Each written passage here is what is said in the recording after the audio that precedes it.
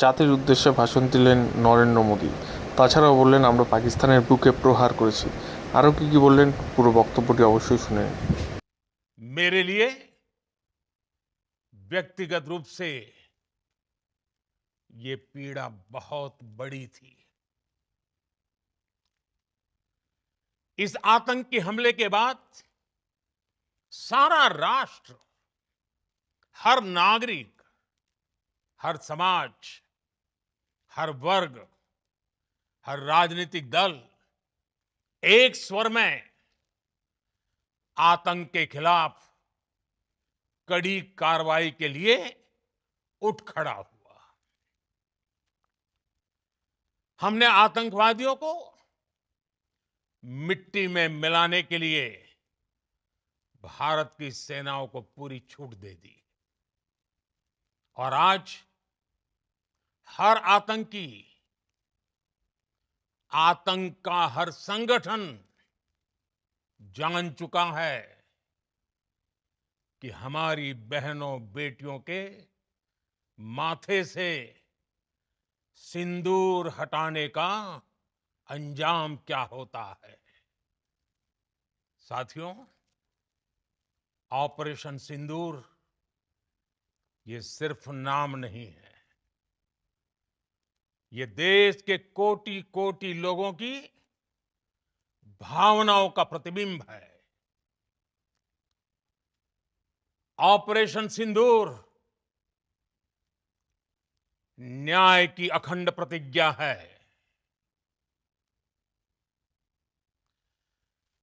6 मई की देर रात, 7 मई की सुबह पूरी दुनिया ने इस प्रतिज्ञा को परिणाम में बदलते देखा है। भारत की सेनाओं ने पाकिस्तान में आतंक के ठिकानों पर, उनके ट्रेनिंग सेंटर्स पर सटीक प्रहार किया। आतंकियों ने सपने में भी नहीं सोचा था कि भारत इतना बड़ा फैसला ले सकता है। लेकिन जब देश एकजुट होता है, नेशन फर्स्ट की भावना से भरा होता है, राष्ट्र सर्वोपरि होता है, तो फौलादी फैसले लिए जाते हैं, परिणाम लाकर दिखाए जाते हैं। जब पाकिस्तान में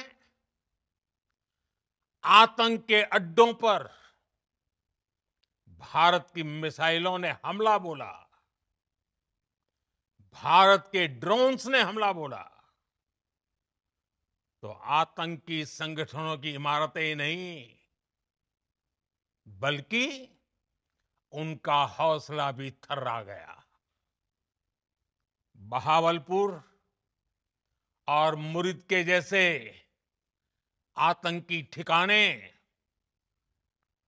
एक प्रकार से ग्लोबल टेररिज्म की यूनिवर्सिटीज रही है। दुनिया में कहीं पर भी जो बड़े आतंकी हमले हुए हैं, चाहे 9/11 हो, चाहे लंदन ट्यूब बॉम्बिंग हो, या भारत में दशकों से जो बड़े बड़े आतंकी हमले हुए हैं, उन सब के तार कहीं ना कहीं आतंक के इन्हीं ठिकानों से जुड़ते रहे हैं।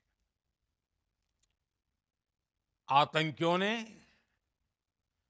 हमारी बहनों का सिंदूर उजाड़ा था, इसलिए भारत ने आतंक के ये हेडक्वार्टर्स उजाड़ दिए।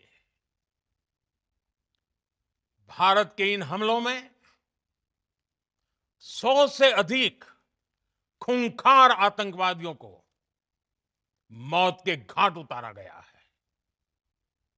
आतंक के बहुत सारे आका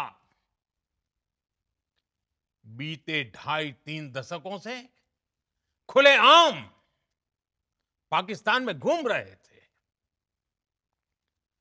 जो भारत के खिलाफ साजिशें करते थे, उन्हें भारत ने एक झटके में खत्म कर दिया। साथियों, भारत की इस कार्रवाई से पाकिस्तान घोर निराशा में गिर गया था, हताशा में गिर गया था, बौखला गया था। और इसी बौखलाहट में उसने एक और दुस्साहस किया। आतंक पर भारत की कार्रवाई का साथ देने के बजाय पाकिस्तान ने भारत पर ही हमला करना शुरू कर दिया। पाकिस्तान ने हमारे स्कूलों, कॉलेजों को, गुरुद्वारों को, मंदिरों को, सामान्य नागरिकों के घरों को निशाना बनाया। पाकिस्तान ने हमारे सैन्य ठिकानों को निशाना बनाया। लेकिन इसमें भी पाकिस्तान खुद बेनकाब हो गया। दुनिया ने देखा कि कैसे पाकिस्तान के ड्रोन्स, पाकिस्तान की मिसाइलें भारत के सामने तिनके की तरह बिखर गई।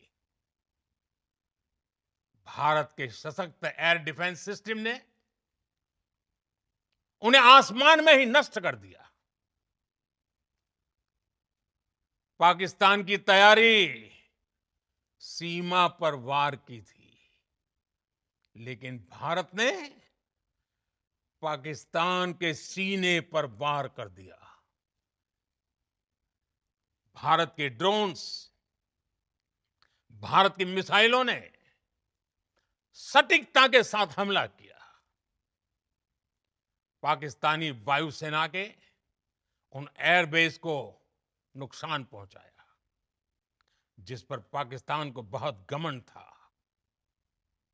भारत ने पहले 3 दिनों में ही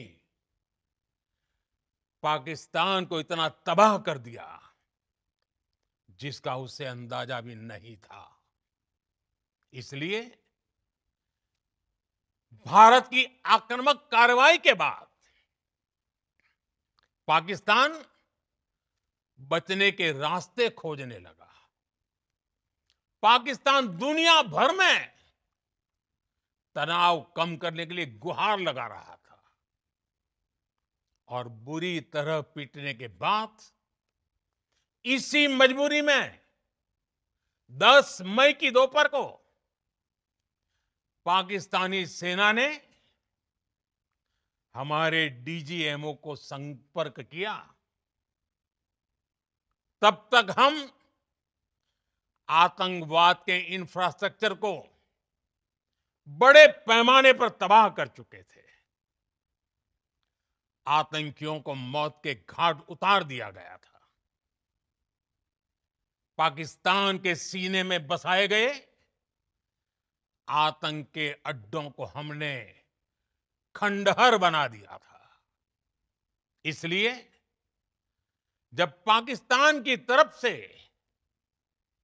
गुहार लगाई गई, पाकिस्तान की तरफ से जब ये कहा गया कि उसकी ओर से आगे कोई आतंकी गतिविधि और सैन्य दुस्साहस नहीं दिखाया जाएगा,